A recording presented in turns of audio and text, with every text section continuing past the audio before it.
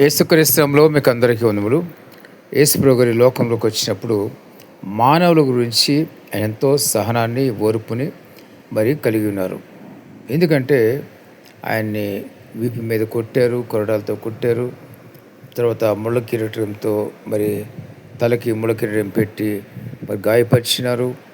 పక్కలో మరి బల్లెంతో పొడిచినారు. మరి మేకులతో మరి 3 మేకులతో సిలువ వేసినారు. ఈ విధంగా ఆయన అనేక రకాలుగా హింసించినప్పుడు ఆయన మాత్రము నోరు తెరవలేదు. ఏమాత్రం కూడా ఎక్కడ కూడా ప్రతిఘటించలేదు.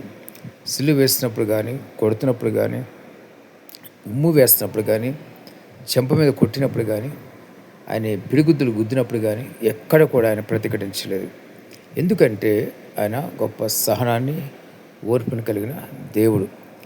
మరి దీర్ఘశాంతం గల దేవుడు.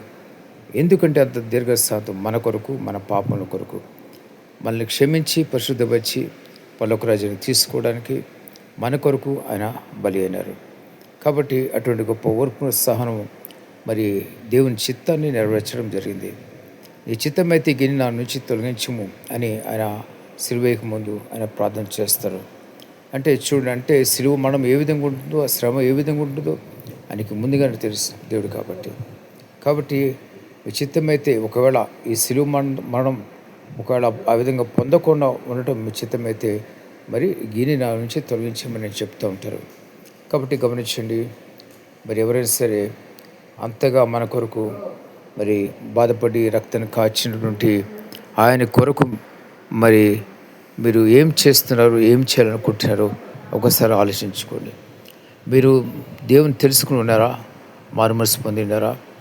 లేకపోతే మీరు యేసుక్రీస్తుని తెలియకుండా ఉన్నారా? యేసుక్రీస్తు గురించి తెలియకుండా ఉంటే కనుక యేసుక్రీస్తుని తెలుసుకోండి. మీకు అవసరమైతే బైబిల్ డౌన్లోడ్ చేసుకుని బైబిల్ని చదువుకోండి.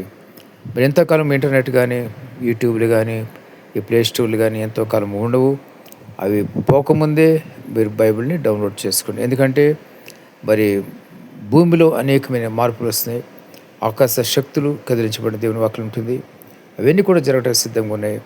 అవన్నీ అయినప్పుడు కనీసం మీ బైబిల్ కూడా దొరకని పరిస్థితి ఏర్పడుతుంది.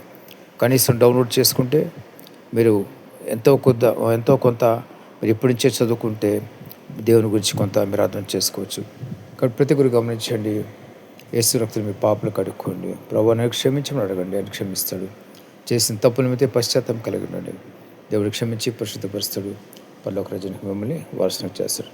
కాబట్టి ప్రతి ఒక్కరు కూడా యేసుక్రీస్తుని అంగీకరించి మారుమనసు పొందండి. దేవుడి మాటలు దీవించును గాక. ఆమేన్.